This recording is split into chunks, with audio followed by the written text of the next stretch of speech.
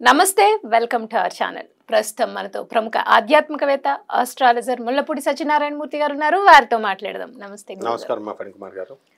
విశ్వవసు నామ సంవత్సరం అండి, కొత్త సంవత్సరం ఉగాది నుండి స్టార్ట్ అవుతుంది. సో ఎప్పుడు కూడా అయిపోయిన సంవత్సరం ఎప్పుడు మనం కష్ట నష్టాలు అన్ని అనుభవిస్తాం కాబట్టి రాబోయే సంవత్సరం మీద ఒక హోప్ ఉంటుంది. ఈ సంవత్సరం ఎలా ఉంటుందో అన్న క్యూరియాసిటీ ఉంటుంది ప్రతి ఒక్కళ్ళకి. సో అందుకని మనం విశ్వవసు నామ సంవత్సరంలో ఓవరాల్ గా ఎలా ఉంది, అన్ని రాసుల వారికి అందరికీ ఎలా ఉంది అనేది మాట్లాడుకుని దాంతో పాటుగా రాశి ఫలితాలు కూడా చేద్దామండి. ఫస్ట్ ఓవరాల్ గా మీరు అసలు ఎలా ఉందో చెప్పి తర్వాత మేషరాశి వారికి ఎలా ఉందో చెప్పండి గురుగారు. అలాగే విశ్వవసు నామ సంవత్సరం అంటే అందరికీ సంపదలనిచ్చే సంవత్సరం అని అర్థం. సూపర్. అసలు లాస్ట్ ఇయర్ 2024 సంవత్సరం అంటే క్రోధి నామ సంవత్సరం. అందరూ కోపతాపాలతో కోర్టులకి భార్యాభర్తలు గొడవలు జరిగినాయి. వాళ్ళందరూ ఇప్పుడు రీకన్సిలేషన్కి వచ్చేసి ఈ సంవత్సరంలో 50% ఆఫ్ ద పీపుల్, దంపతులు, కపుల్స్ వీళ్ళంతా కూడా కలిసిపోతారు. 50% ఆఫ్ ద సివిల్ కేసెస్ ఇవన్నీ కూడా ఎవరి పొలాలు వాళ్ళకి వచ్చేయడం, హాస్టల్ కోర్టులో కేసెస్ అయిపోవడం జరుగుతుంది. ఈ సంవత్సరం రాజు సూర్యుడు, మంత్రి చంద్రుడు. కాబట్టి ఇంకేం కావాలి మనకి? రాజు కరుణామయుడై ఉంటాడు. అంటే రవి ఇప్పుడు కూడా స్ట్రిక్ట్ గా ఉంటాడు కానీ లోపల చాలా కరుణ ఉంటుంది. అందువల్లనే ఆ సూర్యనారాయణమూర్తి సింహరాశి వాళ్ళు, వీళ్ళకి ఏంటంటే వాళ్ళని ఎదురించకూడదు మనం. అందువలన ఈ యొక్క సంవత్సరంలో మనము ఎలా ఉంటుంది అంటే రాజు మంచివాడై ఉన్నాడు, మంత్రి చంద్రుడై ఉన్నాడు కాబట్టి, మళ్ళీ సైన్యాధ్యక్షుడు రవి అయి ఉన్నాడు కాబట్టి మనం ఈ సంవత్సరం బ్రహ్మాండంగా ఉంటుంది. భూకంపాలు ఉండవు, అస్సలు ఉండవు. ఏదో చిన్నది ఏ మూలనో ఎప్పుడో వస్తాయి కానీ మేజర్ గా ఉండవు. వర్షాకాలం మనకు రాబోతుంది, పుష్కలమైన వర్షాలు వస్తాయి. ఎందువల్లంటే ఏమండి రవి గట్టిగా ఉన్నాడండి అందుకని రావేమో అండి అనుకుంటారు, కాదు. నెక్స్ట్ ఈ కోర్టు లావాదేవీలు కలిసిపోతారు. విద్యార్థులు తెగ చదువుతారు. విదేశాలకు వెళ్ళేటటువంటి వాళ్ళ సంఖ్య ట్రంప్ వచ్చాడని తగ్గుతుంది అనుకుంటున్నారు కదా, ఏమీ తగ్గదు, పెరుగుతుంది. ఇంకా వీసాలు కూడా వస్తాయి. విదేశ వలసలు ఎక్కువ జరుగుతాయి. అండ్ చేపల రొయ్యల చెరువులు బాగా పెడతారు జనం. ఇంతకుముందు చేపలు టపీ టపీమని చచ్చిపోయే రొయ్యలు, ఇప్పుడు అలాంటివి ఉండవు. నెక్స్ట్ రైతులు బ్రహ్మాండమైనటువంటి పంట చేస్తారు, కాస్ట్లీ గ్యాడ్జెట్స్ కొంటారు, ఖరీదైన వస్తువులు ఇళ్లల్లో.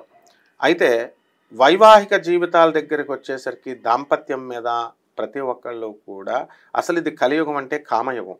ఎక్కువ రొమాన్స్ చేయాలి కానీ ఈ సంవత్సరం దంపతులంతా కూడా కెరీర్ మీద, ఉద్యోగాల మీద దృష్టి పెడతారు. దాంపత్యం తగ్గిపోతుంది.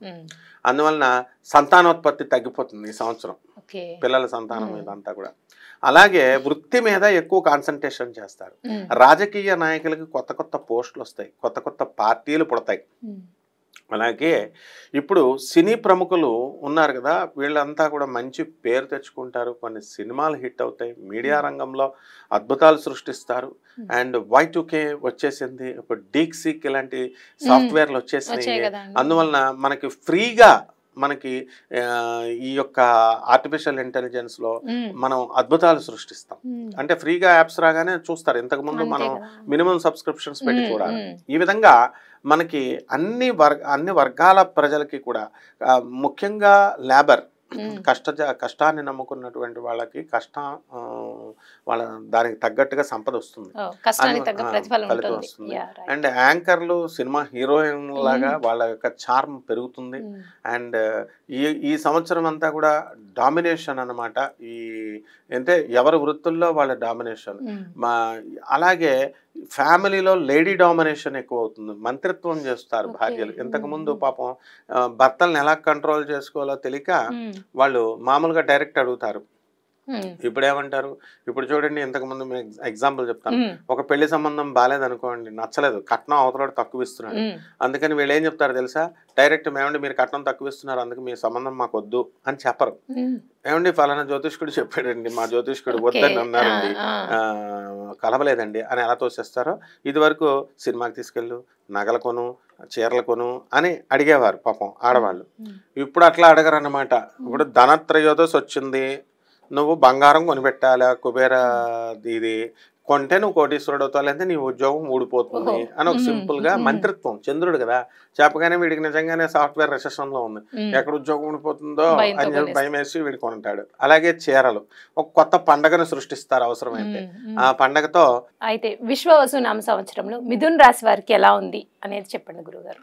విశ్వావసునామ సంవత్సరం 2025 ఉగాది నుంచి 26/2026 ఉగాది వరకు మిథున రాశి వారికి లాస్ట్ ఇయర్ తో కంపేర్ చేసుకుంటే ఈ సంవత్సరం బాగుంది అని చెప్పాలి. గురుబలం తగ్గింది, ఇప్పుడు ఆ గురుబలం కొంచెం పెరుగుతుంది. ఆ తర్వాత ఈ యొక్క మిథున రాశి వారికి అందరికీ కూడా అర్ధాష్టమంలో ఉన్నటువంటి కేతువు ఇప్పుడు విక్రమస్థానంలోకి వచ్చి విదేశాలకు సంబంధించినటువంటి వ్యవహారాలలో బ్రహ్మాండంగా ఉంటుంది. ఈ మిథున రాశి వారికి విదేశాలకు సంబంధించినటువంటి ప్రొడక్ట్స్తో బిజినెస్లు చేసుకుంటే చాలా బాగుంటుంది. చాలామంది స్టూడెంట్సే కాకుండా ప్రైవేట్ ఉద్యోగస్తులు కూడా మరి ప్రభుత్వ ఫారిన్ యూనివర్సిటీస్లోకి చదువుకోవడానికి కానీ ఫారిన్ ఉద్యోగాల కోసం ఒక డ్రీమ్ లాగా ఉంటుంది. అవి ఒక్కొక్కసారి జరగవు. అలాంటివి ఈ సంవత్సరం మిథున రాశి వారికి జరగడానికి అవకాశాలు ఉంటాయి. ఆ తర్వాత మిథున రాశి వారికి ఒకటే ప్రాబ్లం ఏంటంటే ఈ సంవత్సరము అన్నదమ్ములతో, ఆత్మీయులతో, తల్లిదండ్రులతో వీళ్ళ యొక్క యాటిట్యూడ్ని బట్టి వాళ్ళు హర్ట్ అయ్యేటటువంటి అవకాశాలు ఉంటాయి. అన్నదమ్ముల మధ్య ప్రతిరోజు ఫోన్ చేసుకునేటటువంటి వాళ్ళు ఇప్పుడు కొంచెం ఫ్రీక్వెన్సీ తగ్గుతుందన్నమాట. అంటే ఆస్తుల వ్యవహారాల్లో అక్క తమ్ముళ్ళకి ఎక్కువ వస్తుంది, తక్కువ వస్తుంది, ఇలాంటి విషయాలు పక్కాగా జరుగుతాయి. ఇకపోతే విద్యార్థులు బ్రహ్మాండంగా చదువుతారు, ఇంకా చదవాల్సినటువంటి అవసరం ఉంది. లాస్ట్ టైంతో పోల్చుకుంటే ఈ సంవత్సరం బాగా చదువుతారు. విదేశాలలో మీకు కావలసినటువంటి చదువులకి అన్ని కోర్సులు, అన్ని దేశాలు కూడా రావడానికి అవకాశాలు ఉంటాయి. ట్రంప్ అడ్డుపెట్టినా సరే మన భారతీయ విద్యార్థుల యొక్క ప్రావీణ్యత, ఆ యొక్క నైపుణ్యం ఎలాంటిదంటే వీళ్ళు వెళ్ళి తీరతారన్నమాట, ఇతర దేశాలకు పోతారు లేకపోతే. ఆ విధంగా ఈ యొక్క చైనాకి వీళ్ళంతా కూడా ఫార్మాస్యూటికల్ పౌడర్స్ ఈ సప్లై చేసి బిజినెస్లలో రాణిస్తారు.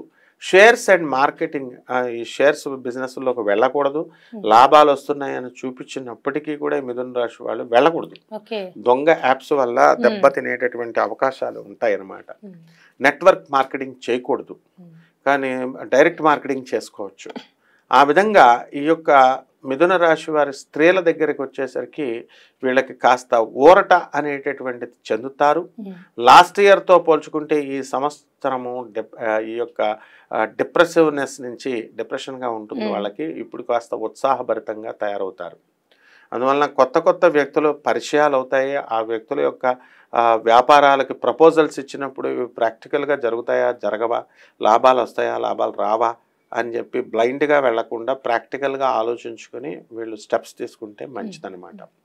ఆ తర్వాత స్నేహం కోసం పార్టీలు, పబ్బులు అని చాలామంది మిథున రాశి వాళ్ళు వెళ్తారు. ఎక్కువగా వెళ్ళేది మిథున రాశి వాళ్ళే 12 రాశుల్లో. అంటే సహనం ఉండదు వీళ్ళకి, పేషెన్స్ ఎక్కువ ఉండదు.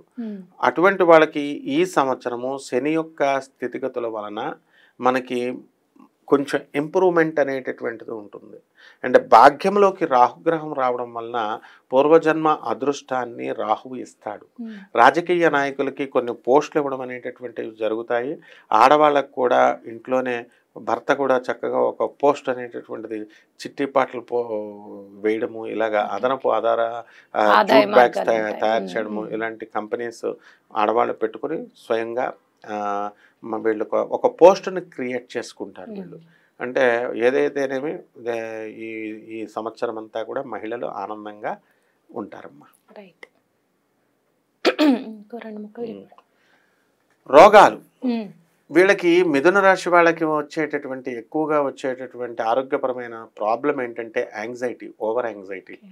వీళ్ళతో ఏదైనా విషయం చెప్పాలి అనుకుంటున్నాను అని మనం ఫోన్ కట్ చేస్తామనుకో, ఇక రోజంతా కూడా వాళ్ళు మనకు ఫోన్ కొడుతూనే ఉంటారనమాట.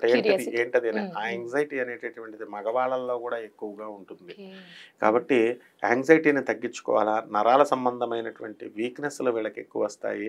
అలాగే ఈ గతంలో మైగ్రేన్ ఉన్నటువంటి వాళ్ళు అది ఇంకా ఎక్కువ అవ్వడానికి అవకాశాలు ఉంటాయి. కాబట్టి ఈ మైగ్రేన్కి మందులు, మెడికేషన్ అనేటటువంటిది చాలా మంది స్టాప్ చేసి మరి ఉంటారు. ఉంటారు. ఓకే, ఆరోగ్యపరంగా మీరు జాగ్రత్తగా చూసుకోండి మరి. కానీ ఓవరాల్గా పెద్ద పెద్ద ఆరోగ్య సమస్యలు ఏమి మిథున రాశి వారికి లేవు. రైట్ అండి. అయితే విశ్వవసు నామ సంవత్సరం మిథున రాశి వారికి అన్ని రంగాల వారికి కలిసి రావాలి అంటే వారు పాటించాల్సిన పరిహారాలు ఏంటి? అదృష్ట సంఖ్య, కలిసి వచ్చే రంగు, కలిసి వచ్చే వారం, రోజు చెప్పండి. ఈ మిథున రాశి వారికి కలిసి వచ్చేటటువంటి రంగు green colour. Number, lucky number 5, 14 కూడా. అలాగే ఈ యొక్క అదృష్ట దేవత ఉంటుంది శ్రీమన్నారాయణమూర్తి. అలాగే అదృష్ట వారం వచ్చేసరికి బుధవారం ఉంటుంది. కాబట్టి వీళ్ళంతా కూడా సాంప్రదాయబద్ధంగామైనటువంటి మన తాతలు ముత్తాతలు గురువులు చెప్పిన జ్యోతిష్యం ప్రకారము వీళ్ళు ఈ యొక్క మిథున రాశి వారికి గురుబలం తక్కువగా ఉంది కాబట్టి గురు జపం చేసుకోవాలా, గురు స్తోత్రాలు చదవాలా, గురువుకి కిలోంపావు మినుముల్ని ఈ యొక్క పసుపు రంగు వస్త్రాలను ఇచ్చి పేద బ్రాహ్మడికి మనము ఏ వారం అంటే ఈ యొక్క గురువారం నాడు ఉదయం తెల్లవారుజామున 3 గంటలకి ఇస్తే విశేష ఫలితాలు కలుగుతాయి. పంతులు గారులు పాపం 3 గంటలకు రాలేరు కాబట్టి వాళ్ళకి ఎక్కువ పారితోషికం ఇవ్వాలి, ఇచ్చి రప్పించుకోవాలి. లేకపోతే మీ ఇంటికైనా పంతులు గారిని ముందు రోజు ఇంట్లో పడుకోబెట్టుకోండి, లేకపోతే మీరే వెళ్ళి పంతులు గారి దగ్గర పడుకోండి. ఈ విధంగా ఈ తెల్లవారుజాము 3 విశేషమైన ఫలితము. ఒకవేళ అది మిస్ అయితే కనుక 6 గంటలకి ఉదయం ఇవ్వండి. దేవాలయంలో ఇవ్వచ్చు, ఇళ్ళలో ఇవ్వచ్చు, పంతులు గారి ఇంట్లో ఇవ్వచ్చు. ఇక తంత్ర జ్యోతిష పరంగా మనకి గురువుకి ఏంటంటే ఆ ధనాన్ని ఆకర్షించాలి కాబట్టి నల్ల చీమలకి గోధుమ నూక కానీ లేకపోతే పంచదార కానీ వెయ్యాలి. రావి చెట్టుకు నీళ్లు పోయాలి. మేడి చెట్టుకి ఒక బకెట్ తగ్గకుండా నీళ్లు పోయాలి. ఏదో నీళ్లు పోయమన్నా మనకు స్పూను చిన్న రావి చెంబ కుదరదు. శ్రీ గురుదత్త, జై గురుదత్త అంటూ గురుచరిత్ర పారాయణని వీళ్ళు పారాయణ చేయాల్సినటువంటి అవసరం ఉంది. అలాగే ఆ పారాయణ చేసినప్పుడు ఏదో క్యాజువల్గా చేస్తున్నామని కాకుండా ఆ స్వామివారు చేసినటువంటి ఆ లీలల్ని పిక్చరైజేషన్ మన కళ్ళ ముందు ఆ బర్రె వట్టిపోయిన ఆ బర్రె పాలిస్తున్న ఆ దృశ్యాన్ని నృసింహ సరస్వతి స్వాముల వారు చేసినది కళ్ళకి పట్టేలా చేయాలా. అండ్ పరిపూర్ణమైనటువంటి అనురాగం స్వామివారి మీద పెంచుకోవాలి. అప్పుడు మాత్రమే ఈ మంత్రం సిద్ధిస్తుంది. ఓం ద్రాం దత్తాత్రేయాయ నమః అనే మంత్రంతో కార్త్య వీరార్జునుడు సహస్ర భుజాలని సర్వసామ్రాజ్యాన్ని స్థాపించాడు చక్రవర్తిగా. అంత అద్భుతమైనటువంటి ఫలితాన్ని మనకి ఈ మంత్రం ఇస్తుందమ్మా. ఈ పరిహారంతో బాగుంటుంది. రైట్ అండి. విశ్వవసు నామ సంవత్సరంలో మిథున రాశి వారికి ఎలా ఉంటుంది, వారికి కలిసి వచ్చే రోజు, అదృష్ట సంఖ్య, వాళ్ళకి కలిసి వచ్చే కలర్ గురించి చాలా చక్కగా వివరించారు. ధన్యవాదాలు.